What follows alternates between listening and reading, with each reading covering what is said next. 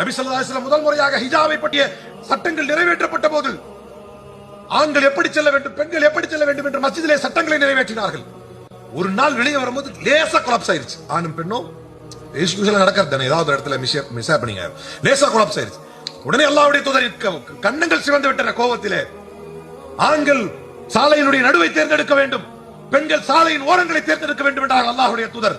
உடனே பெண்கள் அந்த ஓரங்களை தேர்ந்தெடுத்து எப்படி நடந்தார்கள் என்றால், அவர்கள் நடந்து செல்லும் பொழுது அந்த சாலையிலே வேலைகளில் அமைக்கப்பட்டிருக்கக்கூடிய முற்கள் அவர்களுடைய ஆடைகளில் பட்டு இழுக்கும். ஆனாலும் அல்லாஹ்வுடைய தூதரின் வார்த்தைக்கு கட்டுப்பட வேண்டும் என்று ஓரங்களிலே செல்வார்கள் பெண்கள். அப்படி ஹிஜாபை பாதுகாத்த சமூகத்தில் பிறந்து விட்டு, ஹிஜாபை தூக்கி வீசிவிட்டு, ஆட்டம் பாட்டம் என்று ஆடிவிட்டு இந்த மார்க்கத்தை இழிவுபடுத்தும் அயோக்கியர்கள் உருவானதற்கு காரணம் பெற்றோர்கள் பெற்றோர்கள் பெற்றோர்கள். பெற்றோர்களுக்கு மார்க்கத்தை பற்றி தெரியவில்லை. எவனோ ஒருத்தர் சொந்தக்காரன் கொடுத்த 100 ரூபாய் அப்பா கிழிச்சு போடும்போது எப்படி அவனுக்கு மரியாதை தெரியவில்லையோ, அப்படித்தான் இன்றைக்கு இந்த முஸ்லிம்களுக்கு இந்த மார்க்கம் எவ்வளவு சிரமங்களை பட்டு வந்திருக்கிறது என்பது தெரியவில்லை.